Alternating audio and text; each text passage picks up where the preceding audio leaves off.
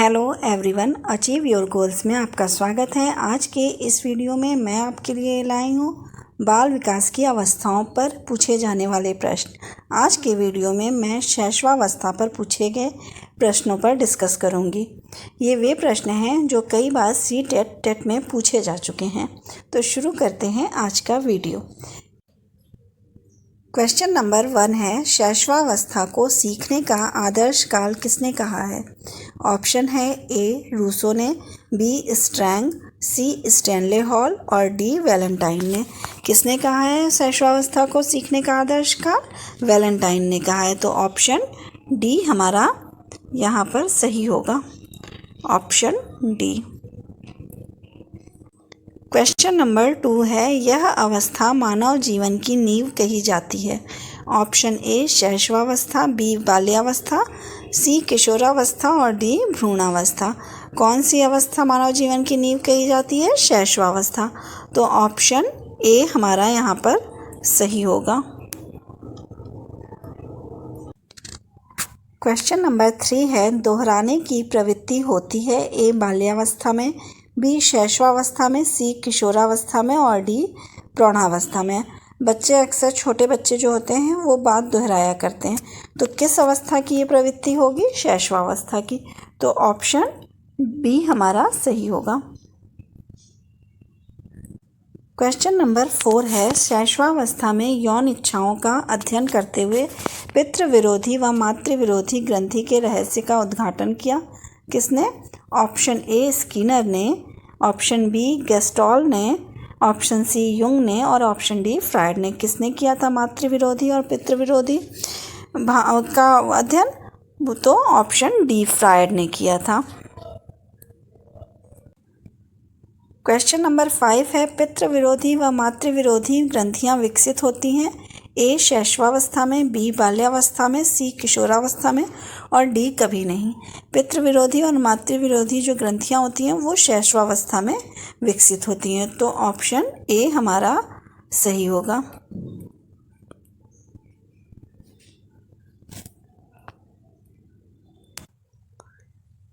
Question number 6, पितृ विरोधी ग्रंथि में बालक ऑप्शन है ए माता से प्रेम करता है, पिता से घृणा करता है, बी पिता से प्रेम करता है, माता से घृणा करता है, सी माता पिता दोनों से प्रेम करता है और डी माता पिता दोनों से घृणा करता है।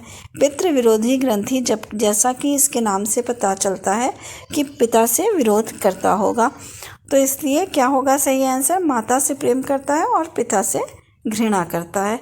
ऑप्शन ए हमारा सही होगा। क्वेश्चन नंबर 7, पितृ विरोधी ग्रंथि को जाना जाता है ए लिबिडो, बी नॉर्सिज्म, सी इरोस और डी ऑडिपस कॉम्प्लेक्स। पितृ विरोधी ग्रंथि को ऑडिपस कॉम्प्लेक्स नाम से जाना जाता है। इसमें बच्चे को पिता से घृणा रहती है और माँ से प्रेम रहता है, जबकि इरोस जो होता है उसमें माता से घृणा रहती है और पिता से प्रेम रहता है। यहाँ पे पितृ विरोधी ग्रंथि के बारे में पूछा गया है, तो उसमें बच्चे को पिता से घृणा रहती है और माँ से प्रेम रहता है, इसे ऑडिपस कॉम्प्लेक्स कहते हैं। ऑप्शन डी सही होगा। क्वेश्चन नंबर 8 है, शैशवावस्था की मुख्य विशेषता है ए शारीरिक विकास में तीव्रता, बी दूसरों पर निर्भरता, सी अनुकरण द्वारा सीखने की प्रवृत्ति, डी उपरोक्त सभी। तो शैशवावस्था में क्या होता है? बच्चे का शारीरिक विकास भी तीव्र गति से होता है, जल्दी जल्दी वो बढ़ते हैं। दूसरा, दूसरों पर निर्भरता भी रहती है, वो अपना काम खुद नहीं कर पाते हैं, माँ उसका अधिकतर काम करती है या घर के अन्य सदस्य करते हैं। तीसरा, अनुकरण द्वारा सीखने की प्रवृत्ति, वो कोई भी चीज़ दोहराते हैं, दोहराने की प्रवृत्ति होती है, उनका अनुकरण करते हैं, जैसे बड़े करते हैं वैसे ही करते हैं, सीखने की वैसे ही प्रवृत्ति होती है। तो यहाँ पे क्या आंसर होगा? उपरोक्त सभी, ऑप्शन डी। क्वेश्चन नंबर 9 है, एक नवजात शिशु का कद ऊंचाई कितनी होती है? A 19 inch, B 20 inch, option C 12 inch और ऑप्शन डी 22 इंच। एक नवजात शिशु की कद या ऊंचाई कितनी होती है? 20 इंच होती है। तो ऑप्शन बी हमारा सही होगा, ऑप्शन बी।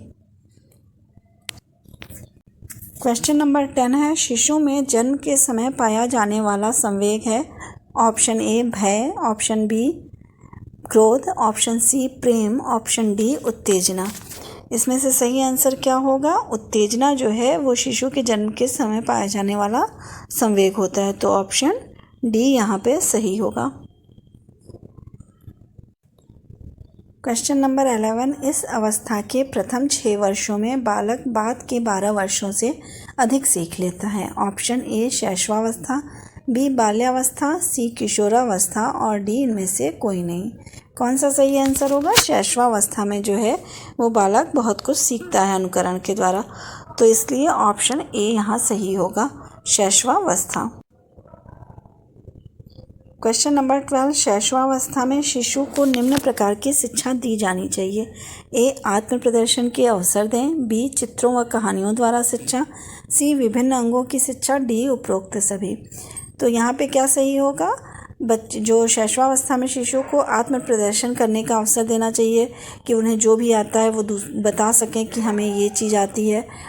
और दूसरा, चित्रों और कहानियों के द्वारा वो जल्दी सीख जाते हैं, इसलिए चित्रों व कहानियों द्वारा शिक्षा दी जानी चाहिए और उन्हें विभिन्न अंगों के बारे में भी शिक्षा दी जानी चाहिए।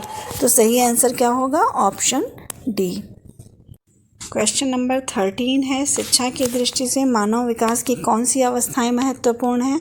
ऑप्शन ए शैशवावस्था, बाल्यावस्था, किशोरावस्था, ऑप्शन बी बाल्यावस्था, किशोरावस्था, वयस्कावस्था, ऑप्शन सी सिर्फ किशोरावस्था और ऑप्शन डी इनमें से कोई नहीं। इसका सही आंसर क्या होगा? शिक्षा की दृष्टि से मानव विकास की शैशवावस्था, बाल्यावस्था और किशोरावस्था तीनों ही महत्वपूर्ण हैं। यहाँ पे शिक्षा की दृष्टि से पूछा है, तो इन तीनों अवस्थाएं ही जो हैं वो शिक्षा की दृष्टि से महत्वपूर्ण हैं। ऑप्शन ए सही होगा। क्वेश्चन नंबर 14, शैशवावस्था की विशेषता नहीं है। ऑप्शन ए शारीरिक विकास में तीव्रता, बी दूसरों पर निर्भरता, सी मानसिक विकास में तीव्रता और डी नैतिकता का होना। इसका सही आंसर क्या होगा? शैशवावस्था की विशेषता होती है कि बच्चे जो है जल्दी से जल्दी उनका शारीरिक विकास होता है, वो दूसरों पर निर्भर होते हैं और मानसिक विकास भी तीव्र गति से होता है। लेकिन बच्चे जो शैशवावस्था में बालक जो होता है वो नैतिकता का अभाव होता है। नैतिकता का अभाव जैसे वो जल्दी अपना सामान दूसरों को नहीं देते हैं, या छोटे बच्चे जो है वो अपने उनके में थोड़ा सा नैतिकता का अभाव होता है। तो ऑप्शन डी जो है हमारा सही होगा। क्वेश्चन नंबर 15 है, शैशव काल की अवधि है। ऑप्शन ए जन्म से 2 वर्ष तक, बी जन्म से 3 वर्ष तक, ऑप्शन सी 2 से 3 वर्ष तक और डी जन्म से 1 वर्ष तक। यहाँ पूछा है शैशव काल की अवधि। शैशव काल जो होता है वो जन्म से 2 वर्ष तक होता है, तो ऑप्शन ए सही होगा। क्वेश्चन नंबर 16 है, खिलौनों की आयु कहा जाता है। ए पूर्व बाल्यावस्था को, बी उत्तर बाल्यावस्था को, सी शैशवावस्था को और डी इनमें से कोई नहीं। किसे खिलौनों की आयु कहा जाता है? शैशवावस्था को, तो ऑप्शन सी हमारा सही होगा। क्वेश्चन नंबर 17 है, शैशवावस्था के लिए उत्तम शिक्षण विधि है। ए मॉन्टेसरी विधि, बी खेल विधि, सी किंडरगार्टन विधि और डी ये सभी। तो शैशवावस्था के लिए उत्तम शिक्षण विधि क्या है? ये तीनों ही हैं, मॉन्टेसरी विधि, किंडरगार्टन और खेल विधि। तो ऑप्शन डी हमारा सही होगा। क्वेश्चन नंबर 18, एक शिशु में कितनी हड्डियां होती हैं? Option A 270, option B 350, option C 206 और ऑप्शन डी 250। एक शिशु में जो हड्डियों की संख्या होती है वो 270 होती है, जो बाद में जो हड्डियां होती हैं आपस में जुड़ जाती हैं, जिससे बाद में वो कितनी हड्डियां हो जाती हैं? 206 हो जाती हैं। लेकिन शिशु में कितनी हड्डियां हैं यहाँ पूछा गया है, तो शिशु में जो हड्डियां होती हैं वो 270 होती हैं। ऑप्शन ए सही होगा। क्वेश्चन नंबर 19, जन्म से प्राप्त कद लगभग दुगना हो जाता है। ऑप्शन ए 4 वर्ष में, ऑप्शन बी 5 वर्ष में, ऑप्शन सी 6 वर्ष में और ऑप्शन डी 7 वर्ष में। कब दुगना हो जाता है जन्म से प्राप्त कद? लगभग 5 वर्ष में, तो ऑप्शन बी हमारा सही होगा। क्वेश्चन नंबर 20, शैशवावस्था में बालक के मानसिक स्वास्थ्य पर प्रभाव नहीं पड़ता। ए राजनीतिक गतिविधियों का, बी विच्छिन्न परिवार का, सी गृह कलेश का और डी संवेदनात्मक अस्थिरता का। तो यहाँ क्या सही आंसर होगा? शैशवावस्था में राजनीतिक गतिविधियाँ बच्चे को नहीं समझ में आती हैं, लेकिन परिवार में विच्छिन्नता हो, गृह में कलेश, घर में कलेश होता हो और संवेदनात्मक अस्थिरता हो तो उसका प्रभाव बच्चे के मानसिक स्वास्थ्य पे पड़ता है। तो किसका प्रभाव नहीं पड़ता है? राजनीतिक गतिविधियों का नहीं पड़ता है। ऑप्शन ए सही होगा। अगर आपको मेरी ये वीडियो पसंद आई हो तो प्लीज़ लाइक और सब्सक्राइब करें। Thank you.